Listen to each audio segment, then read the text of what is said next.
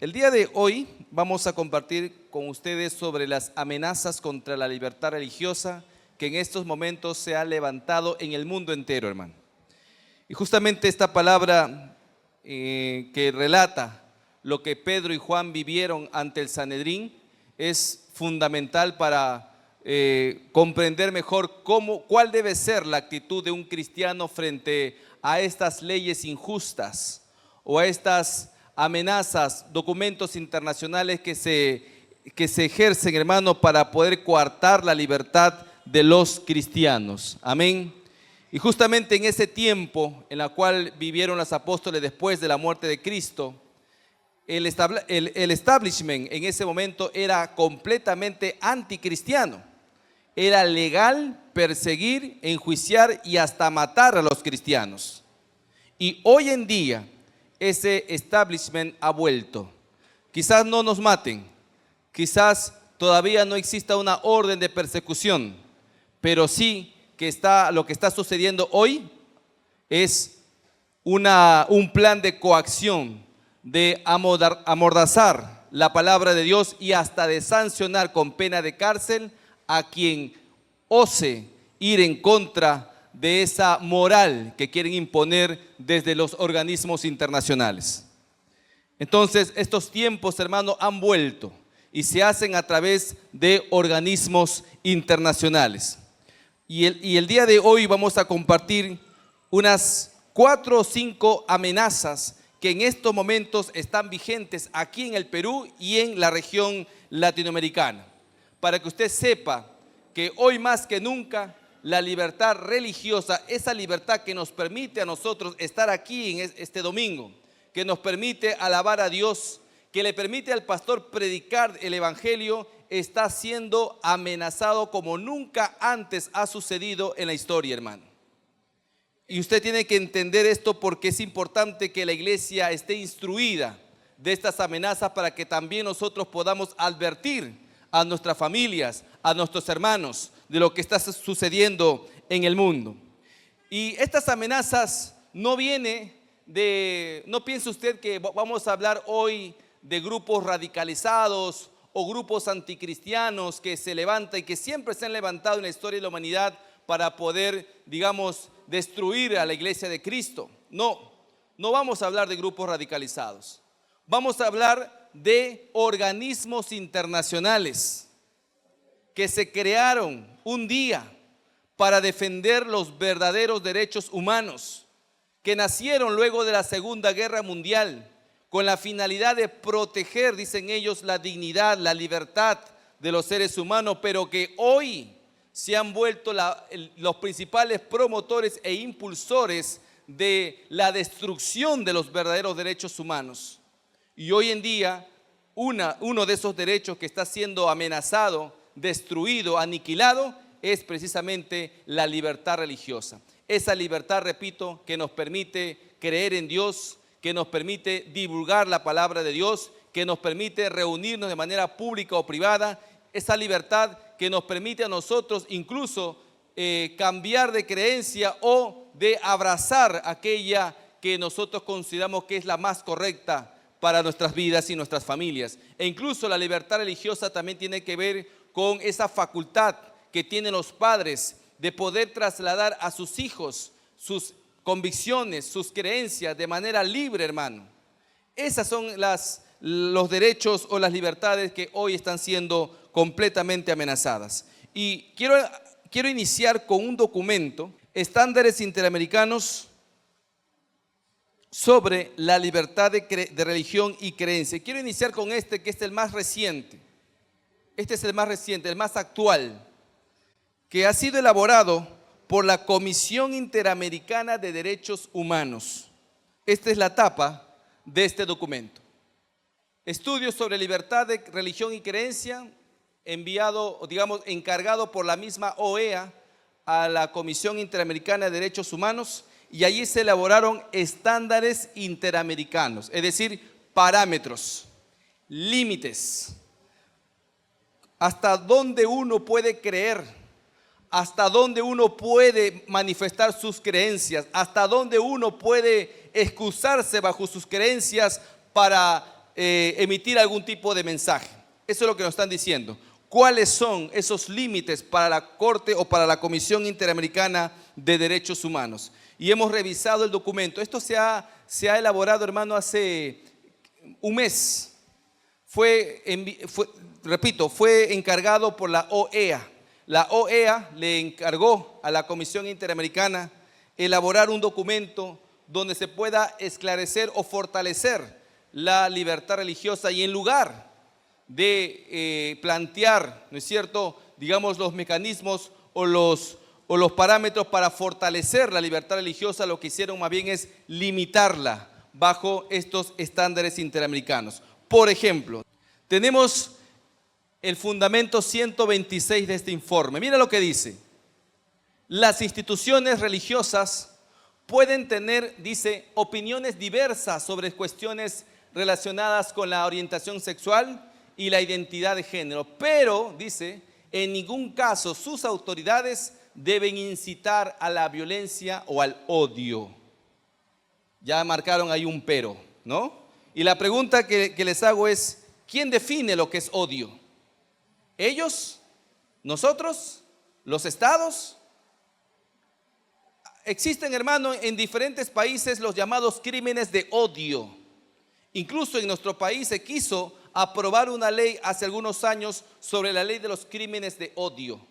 ¿Qué quiere decir esto? Que ahora es el Estado quien define lo que es odio. Por ejemplo, si yo digo que los niños tienen pene y las niñas tienen vagina, eso puede ser considerado un mensaje de odio. ¿Odio por qué? Porque estoy discriminando a los transexuales, por tanto soy un transfóbico. Recuerdo que cuando estuvimos luchando contra la OEA, cuando la OEA realizó su asamblea general aquí en el Perú en el año 2023, producto de una conferencia que hicimos denunciando la agenda progresista de la OEA, porque claro, uno cuando piensa en la OEA, piensa pues que cuando hacen su asamblea general en un país, uno cree que vienen a reunirse para tratar los problemas del país, para, no sé, darnos algunas recomendaciones sobre cómo luchar contra la corrupción, contra la pobreza, contra el hambre, etcétera, etcétera. Pero nada de eso, hermano. Todo el documento que nosotros obtuvimos era promoción del aborto y del matrimonio igualitario, como si no habrían otros problemas en nuestros países.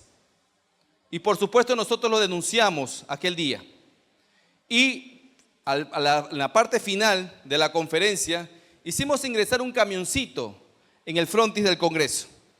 Y el camioncito tenía un letrero que decía, OEA, : a la mujer la define la biología, no una ideología. ¿Cuántos están de acuerdo? ¿Amén o no? Muy bien, este mensaje que es verdadero, que es corroborable, que es contrastable, ¿no es cierto? ¿Quién podría decir que esto es falso? Fue catalogado como un mensaje de odio. ¿Por quién? Por algunos congresistas progresistas, ¿no es cierto?, que día y noche sueñan, ¿no?, con introducir la ideología de género en nuestro país. Dijeron que era un mensaje transfóbico. No, ni siquiera transfóbico, un mensaje homo-lesbo-transfóbico. Les gusta añadir palabritas, ¿no? Así como el lobby LGTBQ+, ¿no es cierto? Van añadiéndole palabritas, igualito. Ahora ya no es transfóbico, ahora es homo-lesbo-transfóbico. Y entonces impulsaron una censura contra mí. Yo en ese momento era tercer vicepresidente del Congreso. Y hermano, como la Biblia dice, todo obra para bien para los que aman al Señor. Esta censura no prosperó, no alcanzó los votos necesarios y más bien nosotros aprovechamos la situación para demostrar que la verdad no puede ser censurada, hermano. Y ese día cientos y cientos de hermanos llegaron a la puerta del Congreso para mostrar su respaldo a este servidor. Porque así se mueve la iglesia, hermano.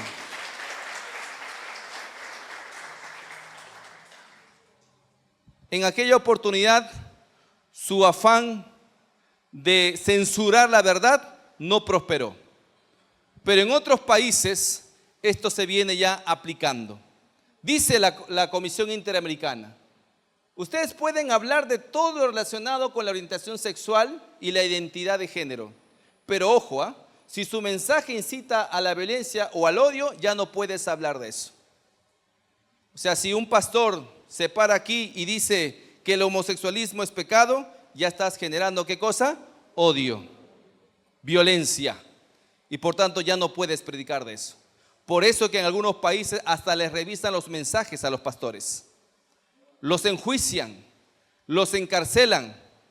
Las autoridades en Europa, hermano, no pueden poner un texto bíblico en sus redes sociales porque inmediatamente los comienzan a denunciar por incitación al odio. ¿Al odio a quién? A los musulmanes. O sea, predicar de Cristo ya es islamofobia en Europa. Predicar de Cristo aquí en América Latina es homofobia. Y eso es lo que está sucediendo, hermano. Entonces, por esa razón es que hoy estos señores que nadie ha elegido, ¿no es cierto?, nos dicen ahora que nosotros podemos hablar de todo siempre y cuando, dicen, no inciten a la violencia y al odio. Por supuesto, odio definido por ellos. Ellos marcan la línea. ¿Qué cosa es odio? ¿Qué cosa es amor? En otras palabras, ahora ellos se creen con la suficiente facultad y poder para decidir sobre nuestras mentes y nuestros corazones. Por eso que ahora, por ejemplo, se está ventilando la unión civil en nuestro país. Dice, amor es amor, dicen ellos, ¿no? Entonces tenemos que legislar en función del amor. O sea, si amor es amor, cualquier cosa pues es familia ahora. ¿No? Si uno tiene el amor a un árbol, no tiene que reconocer ese matrimonio. Porque ¿cuál es el límite si dicen que amor es amor? ¿Pueden casarse 3 personas o no? Por supuesto, como ocurre en otros países. Si el amor, digamos, es el parámetro o la directriz que hay que seguir para legislar, entonces ¿cuál es el límite? Y ahora ya no legislan sobre amor, ahora también legislan sobre odio. Entonces ya el Estado se convierte en un Estado totalitario porque ya no se legisla sobre la realidad objetiva, sino sobre los sentimientos.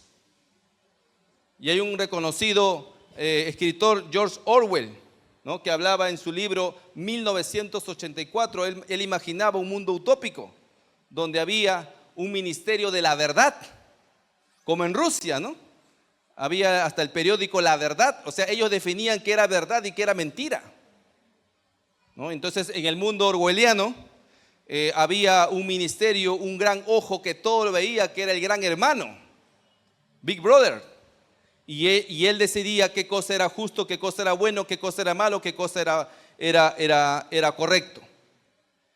Y de la misma manera, hermano, hoy quieren condicionar nuestras actuaciones, nuestras creencias, nuestra expresión, nuestro pensamiento en función a los parámetros que ellos mismos se han inventado.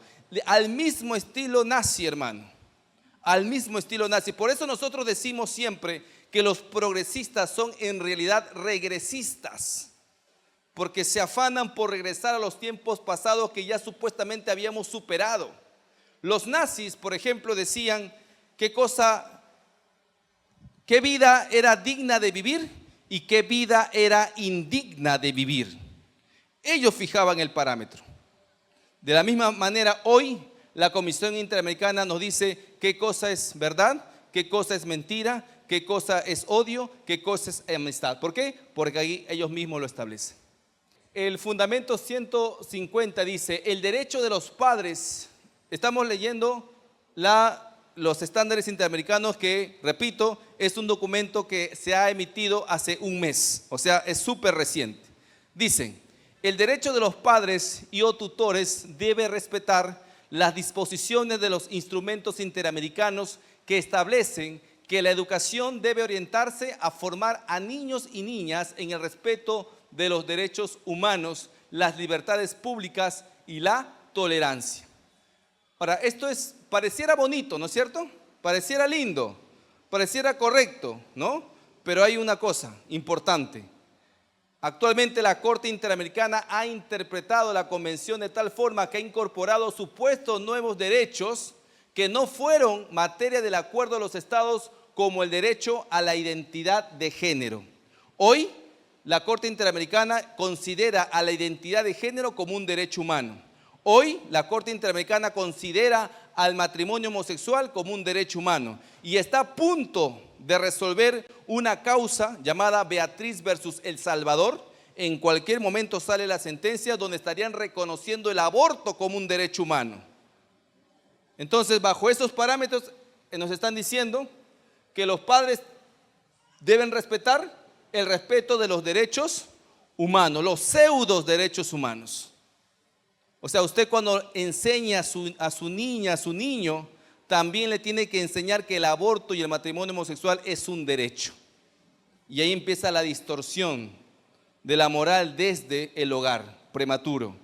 152, fundamento 152 del informe dice: los estados deben respetar la libertad de los padres y o tutores de asegurar la educación religiosa y moral de sus hijos de acuerdo con sus propias convicciones. Hasta ahí todo bien.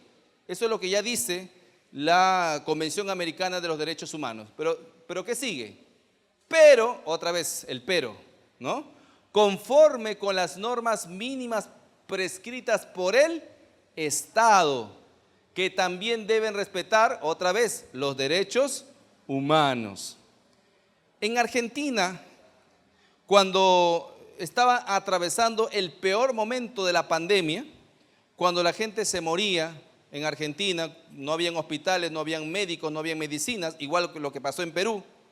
En ese tiempo, hermano, cuando la prioridad debió haber sido la salud de los ciudadanos, adivinen qué cosa se aprobó: el aborto.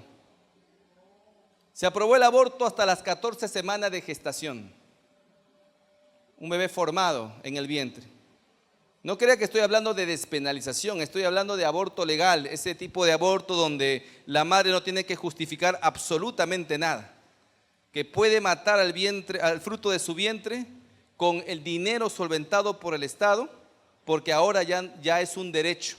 Y el médico que se opone es un médico al cual sancionan y le quitan la licencia. Eso está pasando ahora en Argentina, 14 semanas de gestación. ¿Es una ley del Estado o no? Claro, porque ha sido aprobado por el Congreso argentino. Entonces, usted, padre de familia, dice, tiene derecho a enseñarle a sus niños sus convicciones, sus creencias, no hay problema, dicen, pero siempre y cuando eso no vaya en contra de las normas prescritas por el Estado. O sea que el día que aquí en el Perú se acepte la unión civil, el matrimonio homosexual o el aborto, usted tendría un límite para la libertad, para su libertad religiosa y para su derecho preferente de educar a sus hijos conforme a sus convicciones y creencias. Ojalá que nunca pase en el Perú, hermano. ¿Amén o no? Amén. Perú sigue siendo un país pro vida y pro familia. Un país donde no se ha aprobado el aborto, donde no existe ley de matrimonio homosexual, donde no existe ley de identidad de género, donde no existe ley de eutanasia, donde no existe ley de vientres de alquiler, donde no existe ley de crímenes de odio y tampoco existe la unión civil, aunque quieran aprobarlo. Pero nosotros no lo vamos a permitir. ¿Amén o no? Gloria a Dios.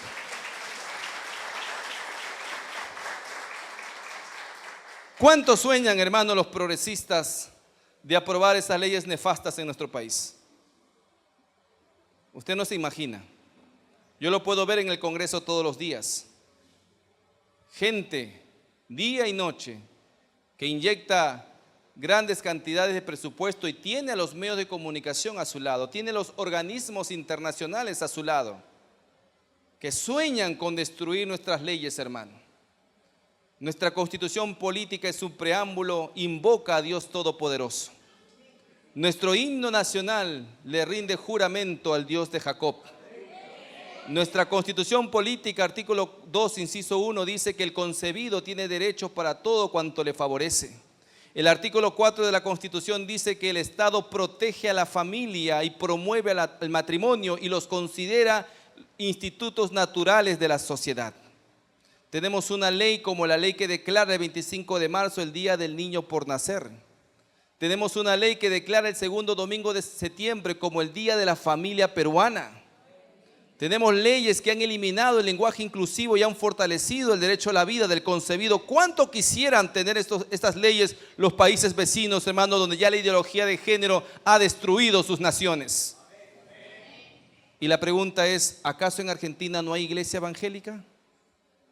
¿Acaso en Colombia, donde se aprobó el aborto hasta las 24 semanas de gestación, no hay iglesia evangélica? ¿Qué hicieron cuando estas leyes se comenzaron a fomentar en sus países? ¿A nosotros nos pasará igual? ¿O saldremos a defender nuestros derechos, hermano? ¿O saldremos a defender nuestra libertad de creencia, de religión, nuestro derecho a formar a nuestros hijos conforme a nuestras creencias y convicciones? Tenemos que estar alertas, hermano, de lo que está pasando afuera y acá adentro también.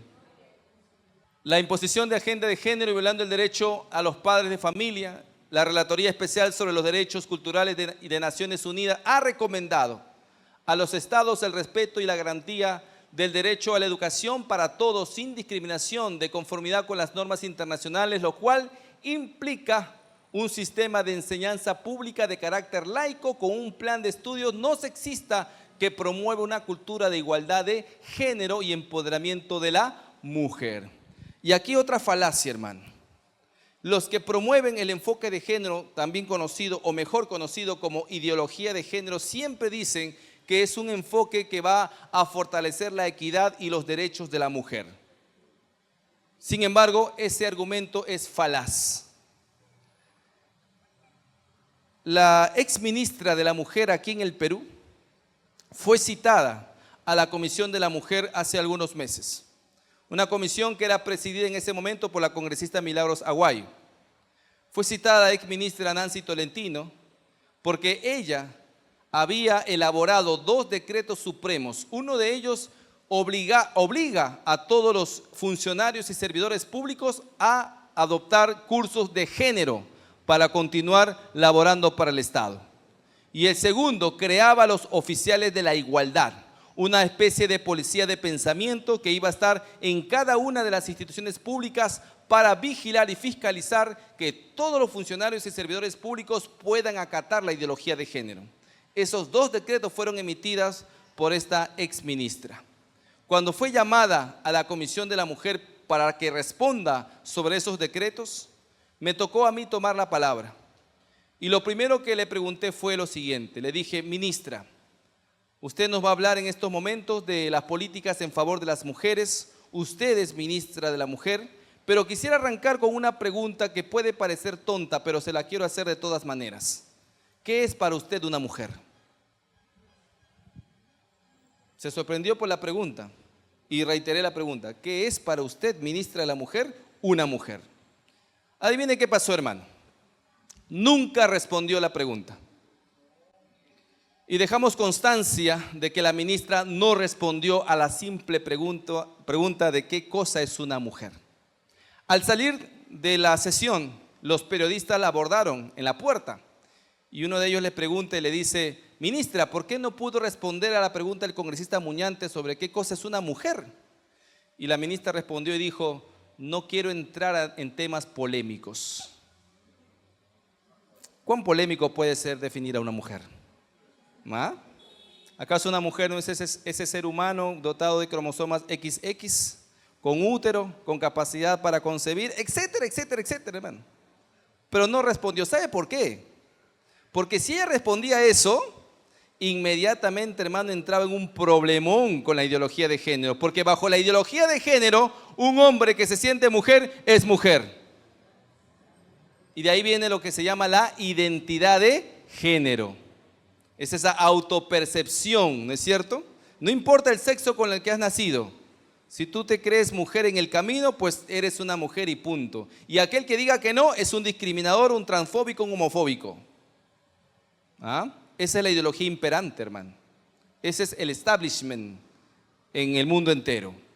Por eso es que no respondió a una simple pregunta. Pero imagínense ustedes, pues, si no puede responder qué es una mujer, ¿cómo entonces podemos nosotros esperar que las políticas en favor de las mujeres funcionen en nuestro país? Si no están basadas sobre una realidad objetiva, si no están basadas sobre una ideología que confronta al hombre y a la mujer, que le quita a la mujer su valor esencial, que ahora ser mujer ya no es una realidad, ahora ser mujer es solo un concepto maleable, un concepto flexible, ya no es un ser humano. Entonces por eso es que vemos pues que la violencia contra la mujer aumenta, vemos que los embarazos adolescentes aumentan porque las políticas en beneficio de las mujeres está completamente distorsionada bajo un enfoque ideológico. Entonces, cuando usted vea esto, igualdad de género y empoderamiento de la mujer, en realidad no están empoderando absolutamente nada. Lo único que están haciendo es garantizar que esta ideología siga estando presente en el Estado para que las ONGs feministas, progresistas, sigan chupando ese presupuesto nacional que debería ser realmente bien utilizado en beneficio de la población, pero que ellos, hermanos, estas ONG se llevan a mansalva año tras año millones y millones de soles. Eso es lo que está pasando. Por eso nuestro objetivo es eliminar el Ministerio de la Mujer y en su lugar constituir el Ministerio de la Familia, hermano. Amén.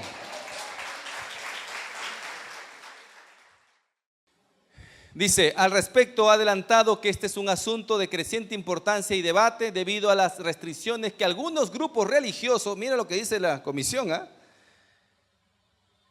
debido a las restricciones que algunos grupos religiosos, organizaciones de padres e incluso estados proponen a la enseñanza sobre la prevención del embarazo adolescente, la educación sexual o el respeto a los derechos de niños, niñas y adolescentes LGTBI, por ejemplo, dicen. O sea, es importante frenar, dicen ellos, a estos grupos religiosos porque muchas veces de ellos proviene la discriminación hacia estas personas. ¿Se dan cuenta? Ya están creando todo para venir un día y decir, a partir de ahora está prohibido predicar de esto. 157 dice, el relator especial sobre la libertad de religión o de creencias se ha referido a la reducción de los programas de educación sobre salud reproductiva y sexual en Brasil, Chile, Colombia, el Ecuador y Paraguay a raíz de la presión ejercida por grupos religiosos.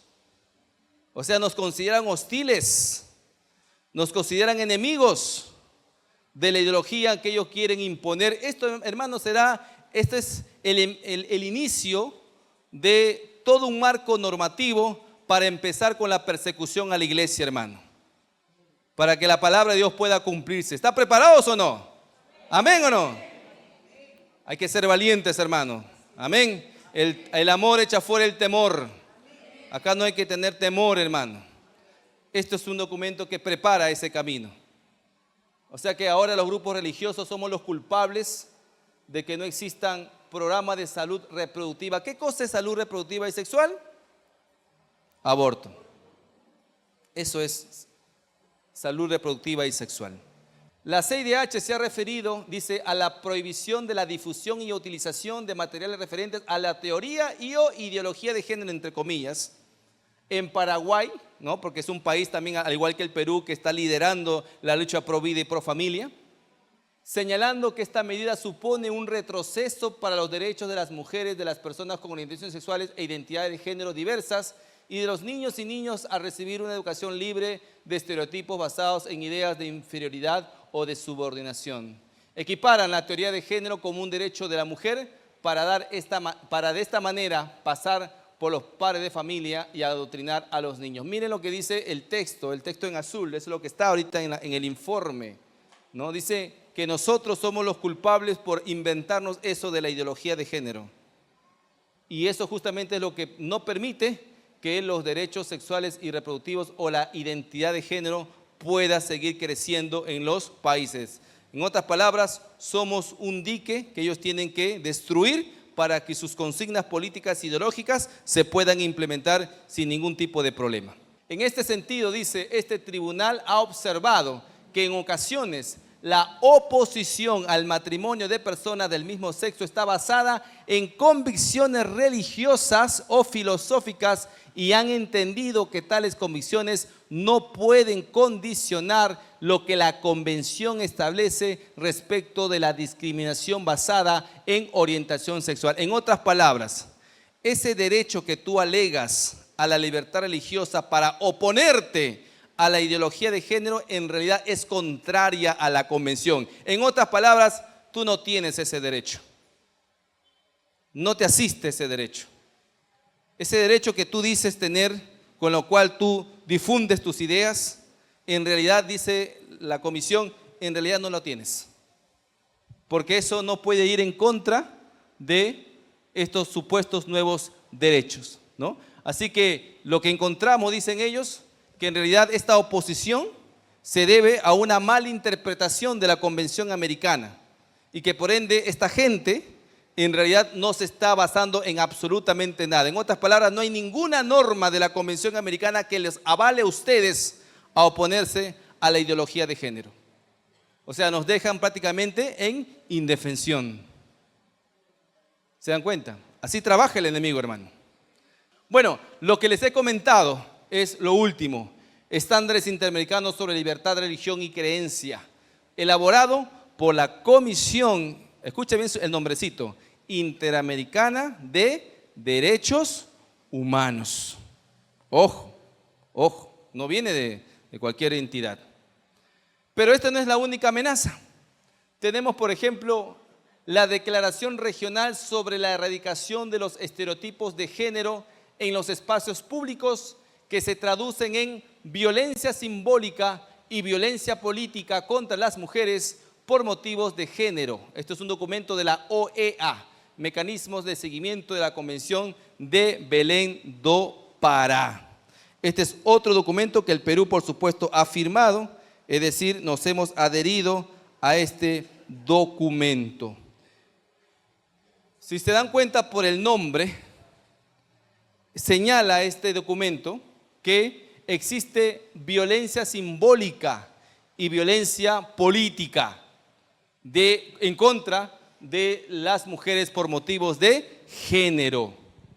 Aquí en este documento, hermano, con cargo a que lo puedan revisar, señala que muchas veces la simbología religiosa es utilizada para justamente perpetuar esta violencia contra las mujeres y la identidad de género. En otras palabras, cuando uno utiliza la Biblia para oponerse a estos estándares o a estos supuestos nuevos derechos, uno lo que está haciendo es, en realidad, está ejerciendo violencia simbólica. O sea, usted es un violentista porque va en contra de los derechos a la identidad de género y los derechos de las mujeres en su diversidad. Hoy en día se habla de mujeres en su diversidad, ya no se habla solo de mujeres. Recuerdo que cuando interpelamos al ex canciller César Landa en el tiempo del señor Castillo, el Perú se había adherido a un documento de la OEA donde ya no se decía mujeres, sino mujeres en toda su diversidad. Y usted va a encontrar ese término en todos los documentos que se empiezan a crear desde la OEA y la ONU. Ya no dicen, repito, mujeres, ahora dicen mujeres en toda su diversidad. Y ese es el término que precisamente se ha utilizado para los famosos baños inclusivos en el Aeropuerto Internacional Jorge Chávez. ¿Usted se enteró que hay estos baños inclusivos en el aeropuerto, sí o no? Hermano, esto no está pasando en otros aeropuertos del mundo. Por la gracia de Dios, yo viajo y he estado en aeropuertos principales del mundo y eso no existe, hermano. Nosotros aquí somos como conejillos de indias, ¿no? ¿Qué es lo que dicen estos baños? Dicen mujeres y abajo, chiquito, mujeres en toda su diversidad. ¿Qué significa? Que un hombre que se siente mujer puede ingresar a esos baños. Baños que son utilizados también por niñas y adolescentes. ¿Acaso no hemos visto casos en los cuales se ha detectado en algunas provincias del país donde hombres vestidos de mujeres ingresan a los baños de escolares para tomarles foto y grabar videos? Esos materiales, hermanos, los venden en el mercado negro de la pedofilia. De una u otra manera, esta ideología es funcional a la pedofilia, porque no hay ninguna restricción para evitar que un hombre que se sienta mujer puede ingresar a estos baños. Si lo hacen, estarían discriminando a los hombres por su identidad de género. ¿Cuál es el parámetro? No hay ningún parámetro, no hay ningún límite. O sea, no es que esperan que el hombre que se sienta mujer tiene que venir vestido de mujer. No, ¿en dónde dice eso? De hecho, cuando nosotros nos opusimos a estos baños inclusivos en el aeropuerto, la misma ministra de la mujer que en un momento les contaba, vino con un informe elaborado por su equipo técnico. ¿Y sabe qué decía ahí? Que el Perú tenía que respetar el derecho a la identidad de género. ¿Y qué cosa es la identidad de género?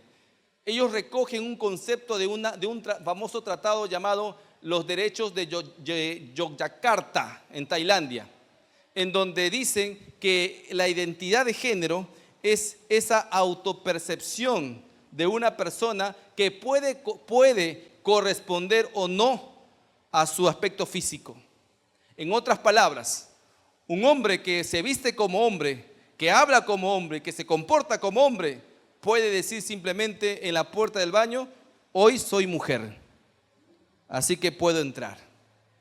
No se pueden oponer, hermano, porque ese es el mismo documento que sirvió de justificación del mismo Ministerio de la Mujer para defender los baños inclusivos en el aeropuerto Jorge Chávez. ¿Sabía usted eso? Esa es la ideología que impera en el Ejecutivo, hermano.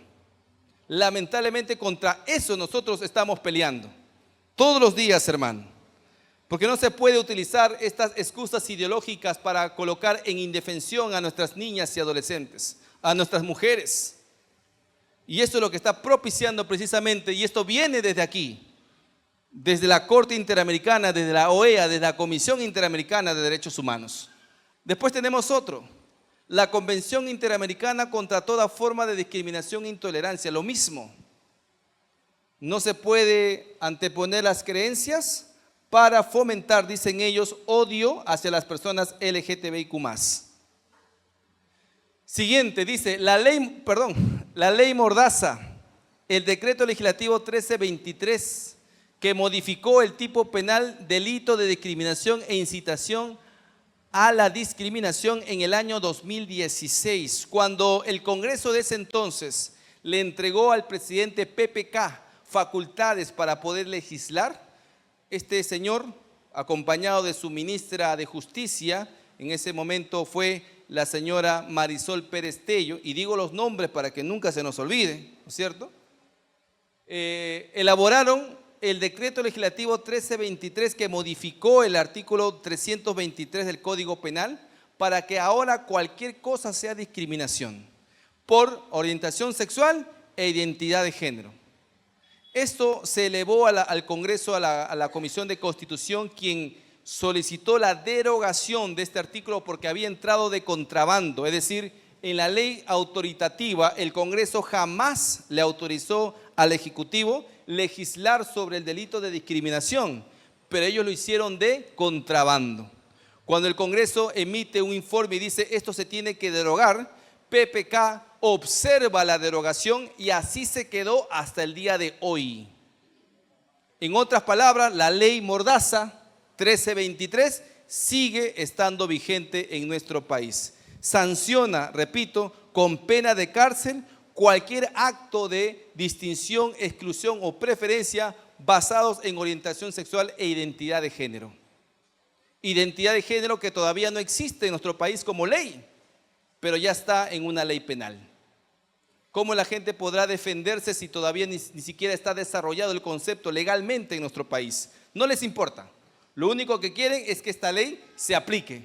Y de hecho, esta fue la norma que le aplicaron a la señorita Olga Izquierdo, quien también se manifestó en contra de los baños inclusivos en el aeropuerto Jorge Chávez, cuyo video se hizo viral, ¿no? Pero a esta señorita la denunciaron un colectivo de transexuales en aplicación del decreto legislativo 1323. Y adivine qué, la Fiscalía inició las investigaciones.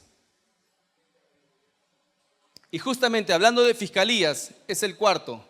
Creación de Fiscalías Superiores Penales Nacionales y Fiscalías Penales Supraprovinciales especializadas en derechos humanos e interculturalidad del año 2023. Es decir, ya tienen el marco legal, ya tienen los estándares interamericanos, ya tienen las declaraciones internacionales. Ahora falta una Gestapo, pues, que aplique en el Perú todos estos conceptos. ¿Y qué hicieron? Crearon las fiscalías especializadas en derechos humanos e interculturalidad, que actualmente están vigentes en nuestro país. Y precisamente fue una de estas fiscalías la que denunció a nuestra hermana Olga Izquierdo. O sea, estas fiscalías están en la obligación y se han creado únicamente para aplicar estos estándares que hemos estado conociendo en esta mañana.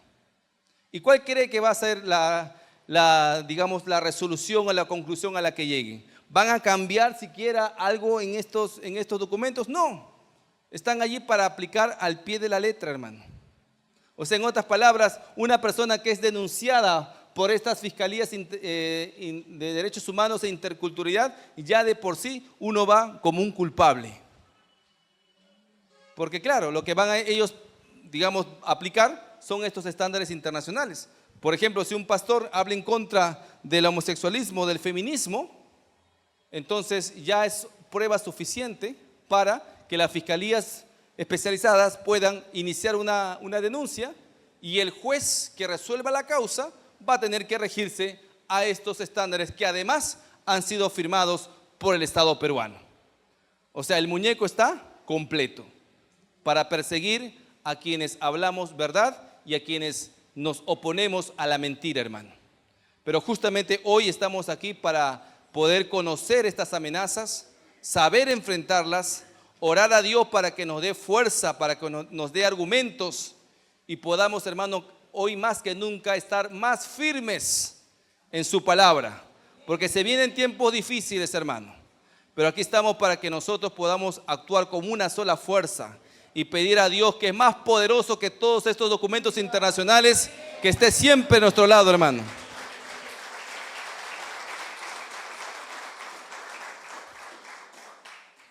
Bueno, y como no todo es feo o malo, pues desde el Congreso también estamos haciendo algo. ¿Amén o no? Siguiente, por favor. Estamos actualmente detrás de algunas normas, pero quiero comentar algo que no está aquí. Pero hace 2 semanas se publicó la ley promovida por este servidor, en los cuales se modificó el artículo 8 de nuestro Código Procesal Constitucional para que los jueces, a partir de la fecha, solo puedan acatar las sentencias en las cuales el Perú haya sido parte. Las sentencias internacionales y los tratados internacionales en los cuales solo el Perú sea parte son los únicos que van a acatar nuestros jueces y fiscales a nivel nacional, hermano. Les comentaba sobre el caso Beatriz, ¿verdad? El caso Beatriz versus El Salvador, donde la Corte Interamericana planea a través de un fallo decir que el aborto es un derecho. Esa sentencia debe ser aplicado a todos los países, no solo a El Salvador, bajo el famoso control de convencionalidad.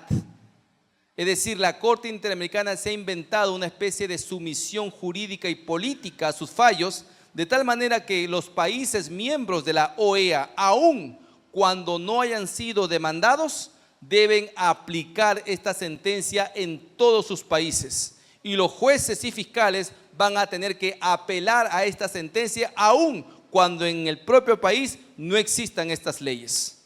Eso, hermano, se llama control de convencionalidad.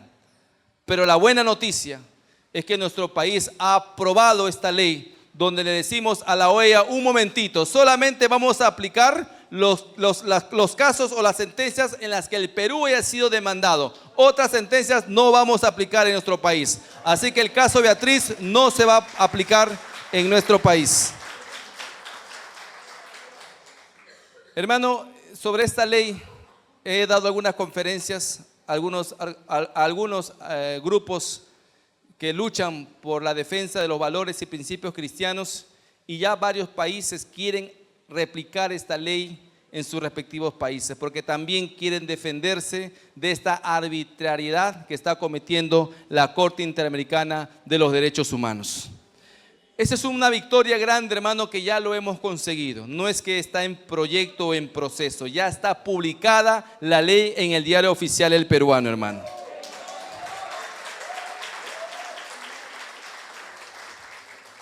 Pero tenemos algo que está pendiente, que justamente es esto: el derecho a la objeción de conciencia. Siguiente, por favor.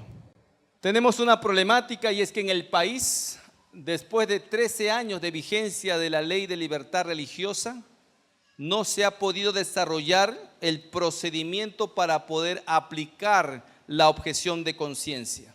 Es decir, la objeción de conciencia existe en nuestra legislación solamente como un concepto. Dice que la objeción de conciencia es esa facultad que la persona tiene en razón a sus creencias y convicciones para poder oponerse a un dictamen o una norma legal, en base precisamente a esas convicciones y creencias, ¿correcto? Pero en la práctica no se sabía cómo eso se aplicaba. ¿Ante quién lo pides? ¿Cómo lo pides? ¿Cuál es el procedimiento? No existe. Hasta el día de hoy no existe. A propósito de esto, ustedes recordarán el caso de la señora Ana Estrada y la eutanasia, ¿no es cierto? La famosa muerte digna, ¿no? Eso de cuando ponen vida digna, muerte digna, a mí se me escarapela el cuerpo, hermano, porque ¿quién define lo que es digno? Ellos, ¿no? Entonces, la señora Ana Estrada, cuando logra ganar el juicio, ¿no?, ante la Corte Suprema, la Corte Suprema resuelve en su favor y le devuelve el expediente a un juzgado de primera instancia para que sea el juzgado ejecutor de la eutanasia. Pero allí, hermano, una juez se opuso a acatar esa sentencia y ella apeló a la inhibición por decoro. En la práctica aplicó objeción de conciencia, pero repito, no existe en nuestro país un procedimiento y ella aplicó la inhibición por decoro, diciendo: yo no puedo ejecutar esta sentencia porque para mí el derecho a la vida es un derecho inalienable, que nadie puede desbaratar, que nadie puede destruir, y ningún juzgado tiene la atribución de poder ordenar quitarle la vida a una persona. Eso lo dijo una juez. Finalmente se inhibió. No faltó un juez progresista que decidió aplicar la sentencia. Pero cuando esta orden judicial llegó a ESalud, hermano, más de 15 médicos en ESalud decidieron no aplicar la eutanasia, presentando objeción de conciencia, hermano, porque no querían violar su juramento hipocrático de defender la vida por encima de todo. Pero lamentablemente no faltó un médico al que no le importa esto, ¿no?, y aplicó la eutanasia. Pero en el desarrollo de este caso nos pudimos dar cuenta que hay jueces, médicos, profesionales que piden con urgencia una ley que les proteja de estos mandatos injustos, hermano. Martin Luther King dijo un día: nunca se olviden que lo que pasó en Alemania, o sea, en la Alemania nazi, fue legal y democrático. Todas las leyes de Nuremberg se aprobaron en el Reichstag. El holocausto era legal y la gente tenía que acatarlo. ¿Se dan cuenta? A veces cuando nosotros hablamos de esto, no faltan esos cristianos que dicen: hermano, pero no te puedes oponer a las autoridades del gobierno. Y nos sacan Romanos 13 todavía, ¿no? Pero hermano, la Biblia nos enseña que hay que oponernos cuando estos mandatos son injustos, como leímos en la palabra con el apóstol Pedro y Juan, que se opusieron a un mandato del Sanedrín, que era en ese momento, aplicaban justicia en Israel. Ellos dijeron: juzguen ustedes si es correcto obedecer a los hombres antes que a Dios. ¿Y acaso Pedro y Juan decidieron obedecer al Sanedrín? No, siguieron predicando de Cristo, hermano, con denuedo. Amén. Entonces, cuando Martin Luther King nos dijo eso, nos dio a entender algo que es importante que todos nosotros podamos comprender. La legalidad no siempre es sinónimo de justicia. Una ley será justa solo si se fundamenta en la verdad. Si una ley se fundamenta en la mentira, como por ejemplo decir que un hombre que se siente mujer, es mentira y por tanto es injusta. Si una ley nos dice que se puede abortar porque la vida empieza recién cuando nace y no desde el vientre, es una ley injusta. Por tanto, no podemos obedecer a ese tipo de leyes, hermano.